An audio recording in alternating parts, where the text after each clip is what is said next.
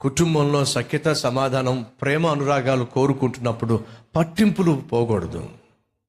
సమాధానకరమైనటువంటి వాతావరణాన్ని కల్పించుకోవాలి. సమాధాన పడ్డానికి ముందడుగు వేయాలి తప్ప సఖ్యతను, సమాధానం తుంచుకుపోయేవాళ్ళు, తెంచుకుపోయేవాళ్ళు ఎప్పటికీ కూడా దేవుని చిత్తాన్ని చేయలేరు.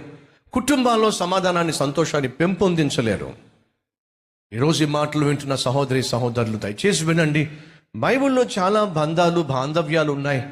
మంచివి ఉన్నవి, అలాగే చెడువి ఉన్నవి. అంటే మంచి బాంధవ్యం గురించి లిఖించబడి ఉంది, అలాగే చెడు బంధాల గురించి కూడా లిఖించబడింది.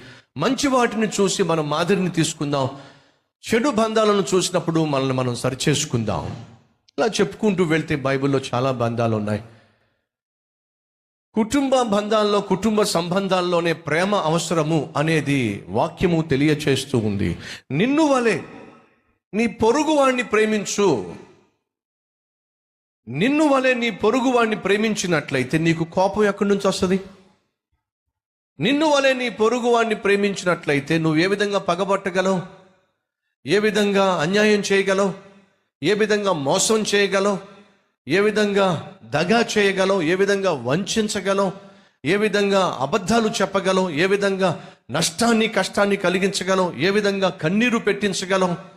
నీ పొరుగువాణ్ణి నీ వలె ప్రేమించినట్లయితే నువ్వు ఆ వ్యక్తికి అన్ని విషయాల్లో క్రీస్తు ప్రేమను చూపించే ఒక అద్భుతమైన ఆత్మీయుడిగా ఉంటావు. కొట్లాట్లకు కానీ, కలహాలకు కానీ, కక్షలకు కానీ, పగకు కానీ, ద్వేషానికి కానీ, దూషించే అవకాశం కానీ, విమత్తలు కానీ, అసూయలు కానీ, మత్సరములు కానీ, ఇవేవి కూడా ఒక మనిషిలో కనిపించవు. ఎందుకంటే ప్రేమ కలిగి ఉన్న మనసులో వీటికి చోటు ఉండదు. ఇవి కలిగి ఉన్న మనసులో ప్రేమకు చోటు ఉండనే ఉండదు.